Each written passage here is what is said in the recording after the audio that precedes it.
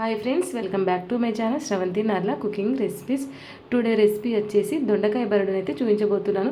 నార్మల్గా దొండకాయ ఫ్రై చేసుకుంటాము, దొండకాయ టమాటా చేసుకుంటాము, లేదంటే దొండకాయ గ్రేవీ చేసుకుంటాం. కానీ మీరు ఎప్పుడైనా దొండకాయ బరడు ట్రై చేశారా?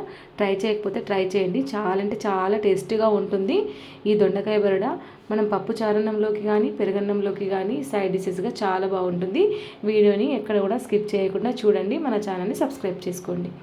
ఇక్కడ నేను ఒక 250 గ్రామ్ వరకు దొండకాయని ఫ్రెష్గా లేతవి తీసుకొని ఇలా 2 టైమ్స్ చక్కగా కడిగేసుకోవాలి. కడిగిన తర్వాత మీరు ఏ విధంగా కోసుకోండి. నేనైతే పొడువుగా సన్నగా కట్ చేసుకున్నా. మనకి ఇష్టం ఉంటే రౌండ్గా కట్ చేసుకోవచ్చు, లేదంటే చిన్న చిన్న ముక్కలుగా కట్ చేసుకోవచ్చు. ఇలా అన్నీ పొడువుగా సన్నగా కట్ చేసుకొని పక్కన పెట్టేసుకున్నాను. ముందుగా స్టవ్ ఆన్ చేసి నాన్ స్టిక్ కడాయిలో ఒక 1/2 కప్ వరకు ఆయిల్ వేసుకోవాలి. కొంచెం ఇది వేపుడు లాంటిది కాబట్టి ఆయిల్ ఎక్కువగా పడుతుంది.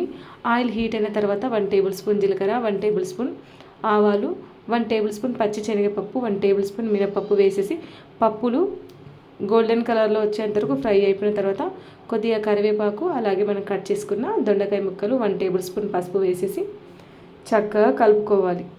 మంటనైతే లో ఫ్లేమ్లో పెట్టేసి ఈ దొండకాయలు మనకు ఆయిల్లో ఫ్రై కావడానికి చాలా టైం పడుతుంది కొంచెం. కాబట్టి నెమ్మదిగా మధ్య మధ్యలో మూత తీసుకుంటూ మూత పెట్టుకుంటూ కలుపుతూనే ఉండాలి దగ్గర పడేంత వరకు. సరిగ్గా మనకు ఫ్రై కాకపోతే కర్రీ అంత టేస్ట్ రాదు. కాబట్టి మనం మూత తీసుకుంటూ మూత పెట్టుకుంటూ దగ్గర పడేంత వరకు కలుపుతూనే ఉండాలి. వాటి కలర్ చేంజ్ అయ్యేంత వరకు కలుపుతూనే ఉండాలి. మన స్పూన్తో కానీ చేత్తో కానీ మనం ఒక ముక్క తీసుకొని విరిచి చూస్తే విరగాలి. అప్పటి వరకు ఆయిల్లోనే ఫ్రై కావాలి. చూడండి, కొంచెం దొండకాయల కలర్ అనేది మారింది కదా, చూస్తే మనకు అలాగే అనిపిస్తుంది. కలర్ మారింది కదా, మనం చేతితోటి విరిచి చూసిన తర్వాత ఇప్పుడు ఈ దొండకాయలకి రుచికి సరిపడా సాల్ట్ వేసేసుకోవాలి. సాల్ట్ వేసేసుకొని మరొకసారి చక్కగా కలుపుకోవాలి.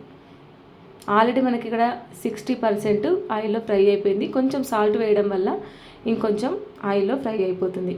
ఇలా సాల్ట్ వేసిన తర్వాత ఫస్ట్ ఆఫ్ ఆల్ కలుపుకోవాలి. కలుపుకున్న తర్వాత ఇక్కడ 2 స్పూన్స్ వరకు చిల్లీ పౌడర్, 1 టేబుల్ స్పూన్ ధనియా పౌడర్, 1 టేబుల్ స్పూన్ జీరా పౌడర్ వేసుకున్నాను. సాల్ట్ మనకి ఇక్కడ చిల్లీ పౌడర్ కొంచెం ఎక్కువగా వేసుకోవాలి. ఎందుకంటే ఇది వేపుడు కదా, మనం బరడ కాబట్టి ఏది ఎక్కువైనా ఏది తక్కువైనా ఇక్కడనే వేసుకోవాలి. తర్వాత మనం ఇందులో శనగపిండి వేసిన తర్వాత వేయరాదు కాబట్టి మీరు నోట్లో వేసి టేస్ట్ చేయొచ్చు. ఇప్పుడు ఇలా కలుపుకున్న తర్వాత మరొక 10 నిమిషాల వరకు మనం మూత పెట్టేసుకోవాలి.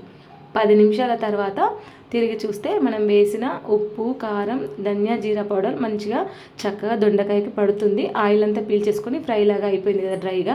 ఇప్పుడు ఇందులోకి ఫుల్గా ఒక చిన్న బౌల్ నిండా శనగపిండిని తీసేసుకొని చక్కగా కలుపుకోవాలి. ఫస్ట్ ఆఫ్ ఆల్ ఇలా కలుపుకోగానే మనకు పొడి పొడిగా వచ్చేస్తుంది.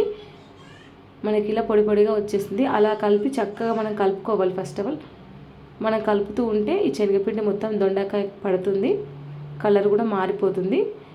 మనం ఇలా పచ్చిది కాబట్టి శనగపిండి మొత్తం పచ్చి వాసన పోయేంత వరకు చక్కగా దొండకాయ పట్టే విధంగా చక్కగా కలుపుకోవాలి. ఒక 2 టేబుల్ స్పూన్ వరకు పైనుండి ఆయిల్ వేసేసుకొని మరొకసారి అయితే కలుపుకోవాలి. పొడి పొడిగా వచ్చేంత వరకు శనగపిండి మధ్య మధ్యలో కలుపుతూనే ఉండాలి. కలపకపోతే పిండి సరిగా వేగకపోతే కర్రీ టేస్ట్గా రాదు. ఇలా మనం చక్కగా కలుపుకున్న తర్వాత పైనుండి సన్నగా కట్ చేసిన కొత్తిమీరను వేసేసి మరొకసారి కలుపుకోవాలి. ఇలా కలుపుకొని ఒక 10 నిమిషాల వరకు మనం మూత పెట్టేసుకోవాలి. మూత పెట్టడం వల్ల సాఫ్ట్గా కర్రీ అనేది మంచిగా బాయిల్ అయిపోతుంది, ఆయిల్లో ఫ్రై అయిపోతుంది. 10 నిమిషాల తర్వాత తిరిగి చూస్తే చక్కగా మనకు శనగపిండి ఫ్రై అయిపోయింది. చక్కగా పొడి పొడిలాడుతూ దొండకాయ ఫ్రై అయితే రెడీ. స్టవ్ ఆఫ్ చేసేసి బౌల్లోకి సర్వ్ చేసేసుకోవడమే. మీరు తప్పకుండా ట్రై చేయండి. ఈ వీడియో కనుక నచ్చినట్లయితే లైక్ చేయండి, షేర్ చేయండి, కమెంట్ చేయండి. వీడియోని మీ ఫ్రెండ్స్కి, మీ ఫ్యామిలీ మెంబర్స్కి, రిలేటివ్స్కి తప్పకుండా షేర్ చేయండి. బెల్ ఐకాన్ని ఆన్లో ఉంచండి. ఉందా లేదా కూడా చెక్ చేసుకోండి. మీకు ఎలాంటి రెసిపీస్ కావాలో కింద కమెంట్ చేయండి. Thank you for watching. Bye.